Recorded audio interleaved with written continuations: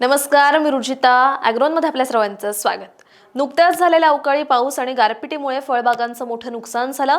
त्यात डाळिंबांच्या बागांचंही झालं. आता हे संपूर्ण नुकसान भरून निघणार नसलं तरी नुकसान कमी करून डाळिंबांची बाग वाचवणं गरजेचं आहे. त्यासाठी कोणत्या उपाययोजना करायच्या हेच आपण आजच्या व्हिडिओमध्ये जाणून घेणार आहोत. त्यामुळे व्हिडिओ शेवटपर्यंत नक्की बघा. सगळ्यात पहिल्यांदा तर आपल्याला नुकसान झालेली फळं, तुटलेल्या आणि चिरलेल्या फांद्या काढायच्यात आणि बागेबाहेर खड्ड्यामध्ये कुजवायच्यात. यासोबत छाटलेल्या फांद्या आणि खोडांवर 10% बोर्डो पेस्ट लावायची. त्यानंतर 1% बोर्डो मिश्रणाची फवारणी करायची आहे. तर तोंडीसाठी आलेल्या फळबागांमध्ये इजा झालेल्या फळांची काढणी करायची आणि ते कुजलेले दिसत नसतील तर लवकरात लवकर विक्री करून घ्यायची.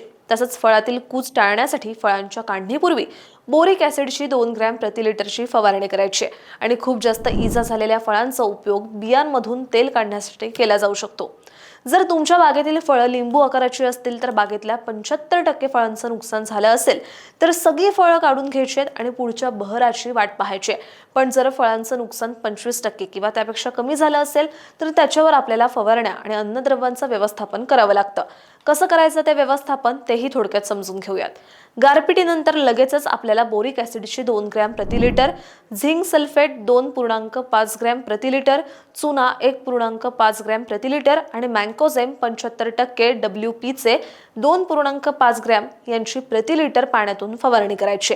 7 ते 10 दिवसांनी कार्बेंडाझिम 50% WP हे बुरशीनाशक 2 ग्रॅम प्रति लिटर पाण्यातून, तसंच ब्रोनोपोल 95% 0.5 ग्रॅम प्रति लिटर पाणी या प्रमाणात फवारायचं आहे. याशिवाय खत व्यवस्थापनामध्ये झाडांच्या वयोमानानुसार झाडांना खत द्यायची आहेत.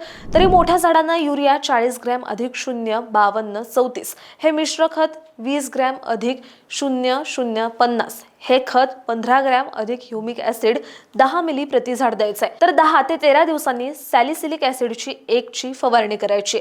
यासाठी 30 ग्रॅम सॅलिसिलिक ॲसिड प्रति 100 लिटर पाण्यामध्ये मिसळून फवारावा आणि जवळपास 14 ते 17 दिवसांनी सूक्ष्म अन्नद्रव्यांची 2 ग्रॅम प्रति लिटर पाणी या प्रमाणात फवारणी करायची. फक्त तेलकट रोगग्रस्त बागेमध्ये स्ट्रेप्टोसायक्लिन या जीवाणूनाशकाची 0.5 ग्रॅम प्रति लिटर पाणी या प्रमाणात फवारणी करायची. या फवारणीच्या सोबतच आपल्याला पावसानंतर येणाऱ्या कीड रोगांचंही व्यवस्थापन करायचं आहे.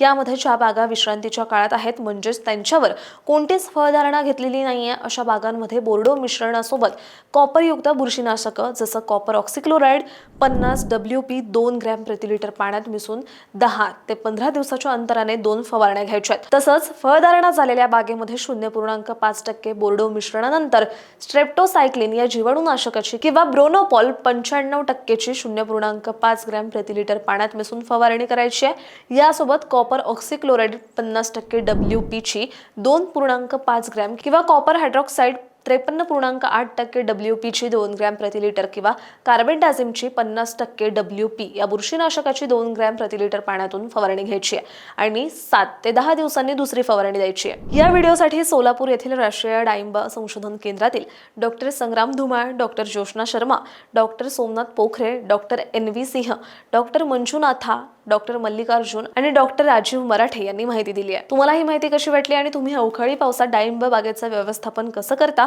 हे कमेंट बॉक्समध्ये नक्की सांगा. आणि तुम्हाला काही विषय ऐकायचे असतील तर आम्हाला कमेंटमध्ये नक्की सुचवा. तुम्ही सुचवलेले विषय आम्ही तुमच्यापर्यंत नक्की घेऊन येऊ.